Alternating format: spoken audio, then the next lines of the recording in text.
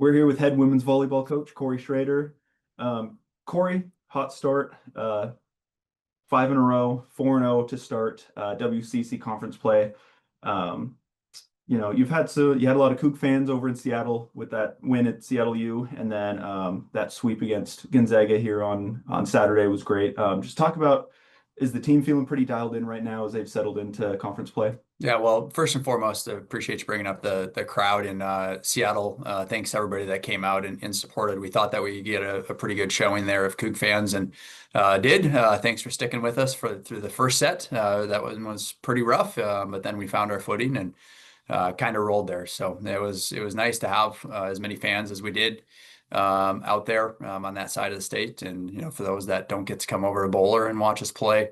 They came out and supported us there, and then yeah, against Gonzaga, I mean things went our way. The team played really well. One of the best offensive performances really in program history.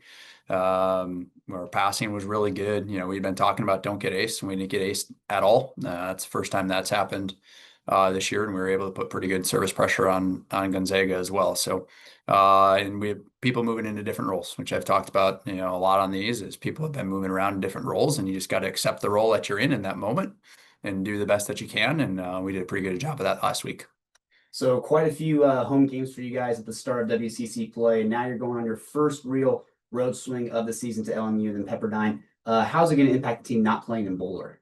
Yeah, I mean, playing in Bowler is as good as it gets. I think any team would they play a little bit better at home than they do on the road. But there's a part of me too that those first 3 weeks on the road with the team, it gets a lot of opportunities to connect with each other and spend time with each other off the court, and you're rooming with different people. And so it'd be nice to do that again. And going down to sunny LA as it starts to get a little bit colder here in Pullman.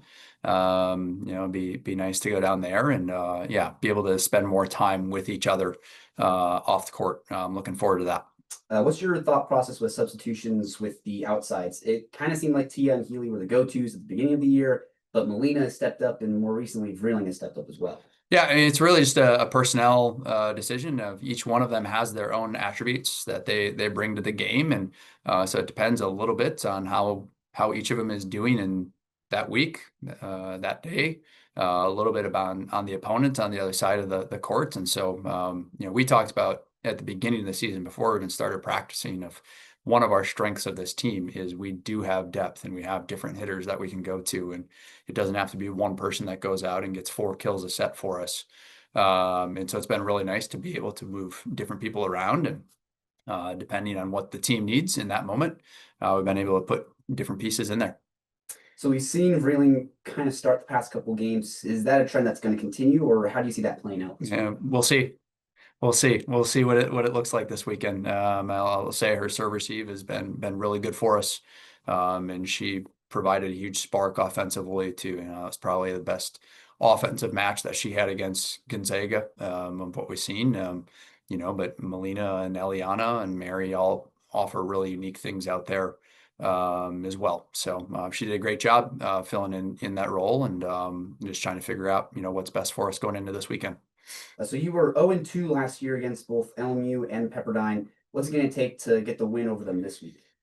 Yeah, I think it's going in, focusing on going 1-0. It's that's all that we can really control. We can't get ahead of ourselves and look at the next 14 matches in conference. We got to look at LMU on Thursday and figure out how we can go 1-0. They've got some pretty great attackers.